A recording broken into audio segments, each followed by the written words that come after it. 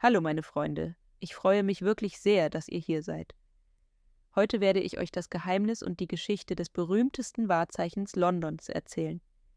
Jetzt machen wir uns auf den Weg in eine Stadt voller Magie, nach London. Schließt für einen Moment die Augen. Könnt ihr es hören? Ein tiefer, schwerer Klang. Bong, bong, pong. Dies ist ein Klang, den Menschen auf der ganzen Welt erkennen. Es ist der Klang von Big Ben. Aber was genau ist Big Ben? Der Turm? Die Uhr? Oder etwas anderes? Viele Menschen denken, dass Big Ben der Name des langen, schönen Turms in London ist. Aber ich verrate euch ein kleines Geheimnis.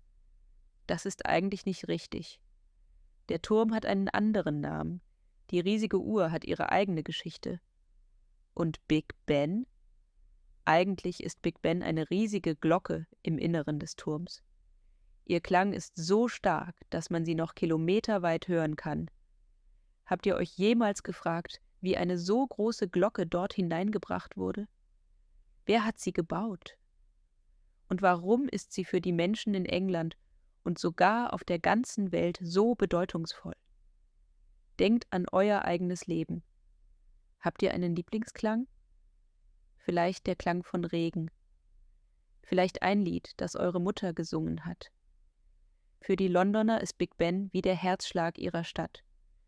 Er erinnert sie daran, dass die Zeit vergeht und dass sie zu Hause sind. In dieser Geschichte werden wir in der Zeit zurückgehen. Wir werden Brände sehen, große Träume und harte Arbeit verfolgen. Wir werden die Menschen kennenlernen, die die beste Uhr der Welt bauen wollten. Und wir werden lernen, wie eine einfache Glocke zu einem Symbol der Stärke wurde. Seid ihr bereit, mit mir durch die Geschichte zu gehen? Dann lasst uns anfangen. Lasst uns in eine Zeit reisen, in der London fast alles verloren hätte. Stellt euch eine kalte Oktobernacht im Jahr 1834 vor. Der Himmel über London ist nicht schwarz. Er ist hell, unheimlich orange. Der Palace of Westminster, also der Ort, an dem die Regierung tagt, brennt. Die Menschen stehen am Ufer der Themse und schauen zu. Sie weinen, während die alten Gebäude in Schutt und Asche zerfallen. Das war eine große Katastrophe. Innerhalb nur einer Nacht wurde jahrhundertealte Geschichte zu grauer Asche. Aber, meine Freunde, manchmal kann aus etwas Traurigem etwas Schönes entstehen. Als das Feuer schließlich erlosch, gab das Volk Londons nicht auf. Wir werden es wieder aufbauen, sagten sie, und dieses Mal wird es größer und schöner sein als zuvor. Die Regierung veranstaltete einen Wettbewerb. Sie baten die besten Architekten des Landes, einen neuen Palast zu entwerfen. Er sollte prächtig aussehen. Er sollte die Stärke und Schönheit ihres Landes zeigen. Ein Mann namens Charles Barry gewann den Wettbewerb. Er hatte eine Vision von einem großartigen Bauwerk. Aber es gab ein Problem. Er war ein Architekt, kein Uhrmacher. Er wusste, dass der Palast einen großen Uhrenturm brauchte, aber wie man eine Uhr baut, die perfekt funktioniert, wusste er nicht genau. Könnt ihr euch den Druck vorstellen? Er musste etwas bauen, das für die Ewigkeit hält. Er musste etwas noch Ikonischeres anstelle des Verlorenen schaffen. Hier begann also der Traum. Es ging nun nicht mehr nur um Stein und Holz, es ging um Hoffnung. Es ging darum, der Welt zu zeigen, dass London aus der Asche wieder auferstehen kann. Der Plan für den Turm entstand aus diesem Feuer. Er sollte ein Leuchtturm der Zeit für die Stadt sein. Aber wie wir sehen werden, ist es nie einfach, einen Traum zu bauen. Vor ihnen lagen viele Herausforderungen. Um ein Meisterwerk zu schaffen, braucht man die richtigen Menschen. Charles Barry war der Leiter, aber er brauchte Hilfe. Er fand einen jungen Mann namens Augustus Pugin. Pugin war ein Genie im Design. Er liebte den gotischen Stil, diese spitzen, eleganten Verzierungen, die man an alten Kirchen sieht. Wenn Charles Barry das Skelett des Gebäudes war, dann war Pugin die Seele. Pugin arbeitete sehr hart. Er entwarf alles: die Tapeten, die Fliesen und vor allem das wunderschöne Gesicht des Uhrenturms. Aber Pugins Leben war alles andere als einfach. Er arbeitete so viel, dass er schließlich erschöpft und krank wurde. Er widmete sein ganzes Leben diesem Turm. Während Pugin die schönen Details des äußeren Designs zeichnete, suchte die Regierung nach jemandem, der das Gehirn der Uhr bauen konnte. Sie wollten keine gewöhnliche Uhr, sie wollten die genaueste Uhr der Welt.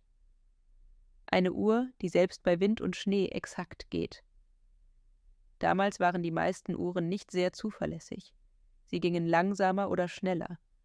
Aber die Verantwortlichen in London sagten, nein, unsere Uhr muss perfekt sein. Das war wirklich ein sehr schwieriges Ziel. Viele Uhrmacher sagten, es sei unmöglich. Wie kann eine riesige Uhr hoch oben in einem Turm sekundengenau richtig gehen? Aber 2 Männer glaubten, dass es möglich war.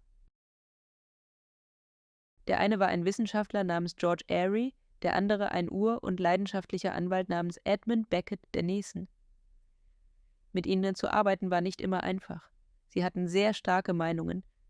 Sie stritten oft mit der Regierung, aber sie hatten eine Vision. Sie wollten etwas erschaffen, das es vorher noch nie gegeben hatte. Ist es nicht beeindruckend, wie Menschen zusammenkommen können, um Großes zu erreichen? Auch wenn sie unterschiedlicher Meinung sind, treibt sie ihr gemeinsamer Traum voran. Der Plan war fertig. Jetzt mussten sie ihn Wirklichkeit werden lassen. Jetzt lasst uns ein wenig über das Herz des Turms sprechen. Also über das Uhrwerk. Stellt euch einen Raum voller riesiger Metallräder, Gewichte und Zahnräder vor. Das ist die Maschine, die die Zeiger der Uhr bewegt.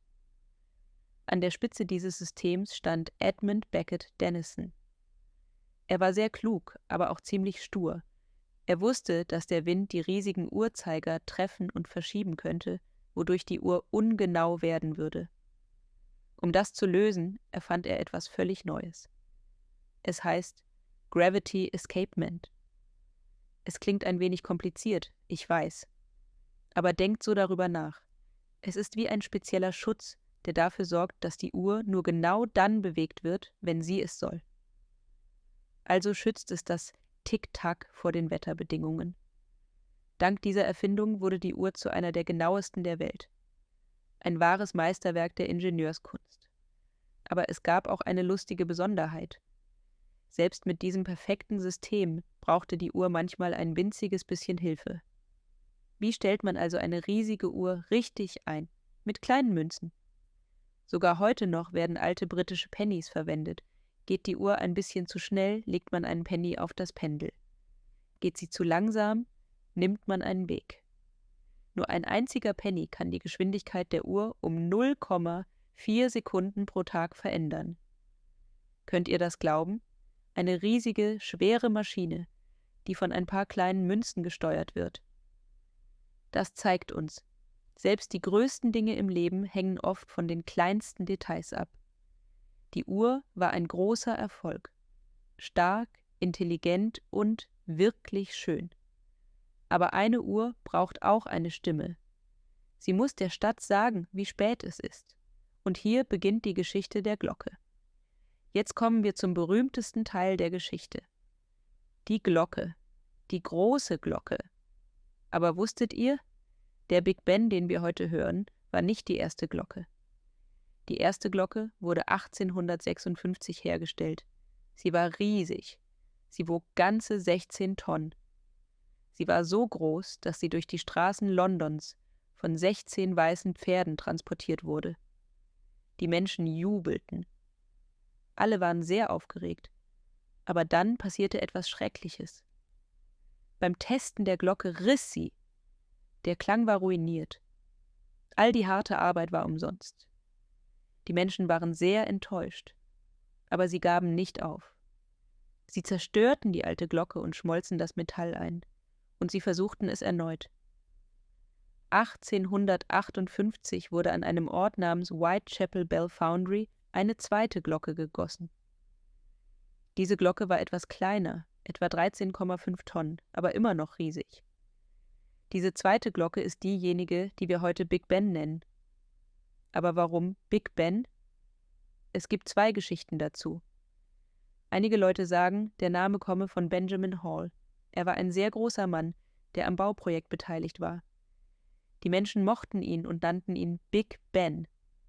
Andere sagen, der Name stamme von Ben Caunt. Er war ein berühmter Schwergewichtsboxer jener Zeit, stark und robust, genau wie die Glocke. Wir wissen nicht genau, welche Geschichte stimmt. Vielleicht steckt ein bisschen von beiden darin. Aber der Name blieb und wurde zur Legende. Schon bald sprach jeder über Big Ben. Die Glocke war fertig, aber sie hatte noch eine letzte große Reise vor sich. Sie musste hochgezogen werden, ganz nach oben auf den Turm. Könnt ihr euch vorstellen, wie schwer das in den 1850er Jahren war? Keine riesigen Elektrokräne, nur Seile, Flaschenzüge und menschliche Kraft. Es dauerte ganze 30 Stunden harte Arbeit, die Glocke in den Turm hinaufzuziehen. Zentimeter für Zentimeter. Langsam, aber stetig. Und schließlich war Big Ben an seinem Platz. Während Uhr und Glocke hergestellt wurden, wuchs der Turm selbst. Er wurde aus Ziegeln gebaut und mit schönen Steinen aus Frankreich und England verkleidet. In der Mitte des 19. Jahrhunderts war es sehr gefährlich, so ein hohes Gebäude zu bauen. Sicherheitsausrüstung wie heute gab es nicht. Die Arbeiter mussten hohe Leitern erklimmen und schwere Steine tragen. Der Turm ist über 315 Fuß hoch, also etwa 96 Meter. Für die Menschen in London war er fast wie ein Wolkenkratzer. Er war ein Symbol dafür, was die Menschheit erreichen kann. Sein Design war wirklich unglaublich. Er war nicht einfach nur eine rechteckige Box. Er hatte schöne Verzierungen, Goldornamente und 4 riesige Zifferblätter. Jedes Zifferblatt bestand aus 312 Glasscheiben. Es sah aus wie ein riesiges Puzzle. Im Turm gibt es eine schmale Steintreppe. Um zum Glockenboden zu gelangen, musste man 334 Stufen erklimmen. Stellt euch vor, ihr müsstet jeden Tag diese Treppen hochsteigen, um die Uhr zu überprüfen. Der Turm wurde 1859 fertiggestellt. Er sah wirklich beeindruckend aus. Er ragte über die Themse hinaus und blickte auf die Stadt hinab. Er war eine Mischung aus Stärke und Eleganz. Aber ein Turm ist nur ein Gebäude, bis er zu arbeiten beginnt. Die Menschen in London warteten. Sie wollten den Klang des Turms hören. Sie wollten Big Ben hören. Könnt ihr euch die Szene vorstellen? Der Turm ist fertig. Die Uhr ist gestellt. Die Glocke ist an ihrem Platz. Die ganze Stadt ist still. Sie wartet auf den ersten Ton. Und endlich kam der große Tag. Der 31. Mai 1859. An diesem Tag begann die Uhr zum ersten Mal zu laufen. Ein paar Wochen später, im Juli, schlug Big Ben zum ersten Mal. Bong! Der Klang war tief. Er war kraftvoll. Er hallte durch die Luft. Die Menschen hielten auf den Straßen inne. Sie schauten hoch zum Turm. London hatte endlich seine eigene Stimme. Aber nur 2 Monate später geschah wieder eine Katastrophe. Big Ben riss. Schon wieder. Die Ingenieure waren sehr traurig. Sie konnten die Glocke nicht herunterholen, sie war zu schwer und der Turm bereits fertiggestellt. Also, was taten sie? Sie benutzten ihren Verstand. Sie drehten die Glocke ein wenig, damit der Hammer einen anderen Punkt traf. Außerdem machten sie den Hammer leichter und schnitten ein kleines Auf in den Riss, damit er sich nicht ausbreitet. Und wisst ihr was? Es funktionierte. Der Riss veränderte den Klang der Glocke ein wenig. Er machte den Ton leicht verstimmt. Aber das ist der Klang, den wir heute kennen und lieben. Eine unverwechselbare Stimme. Eine Stimme mit Geschichte. Schon bald wurde der Klang von Big Ben ein Teil des täglichen Lebens. 1923 begann die BBC, die Glockenschläge im Radio zu übertragen. Plötzlich hörten Menschen im ganzen Land und später auf der ganzen Welt Big Ben in ihren eigenen Häusern. Es war nun nicht mehr nur eine Uhr. Es war wie ein Freund geworden. Sie sagte den Menschen, wann sie aufstehen sollten, wann sie arbeiten sollten, wann sie ruhen sollten. In einer sich ständig verändernden Welt war sie immer da. Wenn ihr diesen Klang hört, denkt daran, er ist nicht perfekt, ein wenig rissig, aber genau das macht ihn besonders. So wie wir, mit Fehlern, aber trotzdem stark und stolz weiterhin klingend. Im Laufe der Jahre hat Big Ben vieles gesehen. Er sah Könige und Königinnen kommen und gehen. Er erlebte die Veränderungen von Pferdekutschen zu Autos und Computern. Aber seine wichtigste Zeit war während der Kriege. Während des Zweiten Weltkriegs wurden viele Gebäude in London durch Bomben zerstört. In einer Nacht traf eine Bombe sogar den Turm und beschädigte das Zifferblatt der Uhr. Aber hielt Big Ben inne? Nein. Trotz des Schadens lief die Uhr weiter. Die Glocke läutete weiter. In den dunklen Nächten des Krieges hörten die Menschen die Glockenschläge im Radio. Das gab ihnen Hoffnung. Wir sind immer noch hier. Wir stehen immer noch. Die Zeit vergeht. Und wir werden überleben. Wegen des Krieges wurden die Lichter der Zifferblätter ausgeschaltet, damit feindliche Flugzeuge sie nicht sehen konnten. Aber der Klang ließ sich nicht verbergen. Er wurde zu einem Symbol der Widerstandskraft. Widerstand bedeutet die Fähigkeit, weiterzumachen, selbst wenn alles schwierig wird. Big Ben war nicht nur in schweren Zeiten da, sondern auch in glücklichen Momenten. Zu Silvester läutet er. Tausende Menschen versammeln sich um den Turm und zählen die Sekunden herunter. 10, 9, 8. Wenn die Uhr Mitternacht schlägt und die Glocke ertönt, umarmen und küssen sich die Menschen. Sie blicken voller Hoffnung in die Zukunft. Big Ben ist jedes Mal bei ihnen. Sie begrüßen gemeinsam das neue Jahr.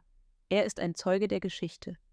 Er zeigt nicht nur die Zeit an, sondern markiert die Momente, die unser Leben prägen. In dieser schnelllebigen und manchmal verwirrenden Welt ist er wie ein ruhiger, verlässlicher Führer. Am Ende unserer Geschichte wollen wir den Turm heute betrachten. Lange Zeit nannten die Menschen ihn einfach Clock Tower. Doch 2012 geschah etwas Besonderes. Anlässlich des 60. Thronjubiläums von Königin Elisabeth II. Wurde der Turm offiziell umbenannt. Sein Name ist nun Elizabeth Tower. Dies war eine Ehrung für eine Königin, die wie der Turm über viele Jahre ein Symbol der Beständigkeit war. Kürzlich unterzog sich der Turm einer großen Renovierung. 5 Jahre lang war er vollständig eingerüstet. Arbeiter reinigten die Steine, reparierten die Uhr und strichen sogar die Zeiger neu. Wusstet ihr, dass die Zeiger nicht immer schwarz waren? Bei der Reinigung kam die ursprüngliche Farbe zum Vorschein. Ein leuchtendes, wunderschönes Blau. Deshalb strichen sie die Zeiger wieder blau, um die ursprüngliche Vision von Augustus Pugin und Charles Barry zu bewahren. 2022 waren die Arbeiten abgeschlossen. Der Elizabeth Tower erschien wie neu. Big Ben begann wieder regelmäßig zu schlagen. Und die Menschen in London jubelten. Wir haben gelernt, dass Big Ben keine Uhr, sondern eine Glocke ist. Wir haben gelernt, dass er aus dem Feuer geboren und mit Leidenschaft gebaut wurde. Wir haben gelernt, dass er nicht perfekt ist, aber stark. Der Elizabeth Tower erinnert uns daran, wie wertvoll Zeit ist. Er sagt uns, selbst nach einem Feuer, einem Krieg oder einem Riss können wir wieder aufstehen. Wir können immer noch aufrecht stehen. Wir können immer noch unsere eigene Stimme finden. Wenn ihr das nächste Mal ein Bild von London seht oder diesen tiefen Glockenklang im Radio hört, hoffe ich, dass ihr lächelt.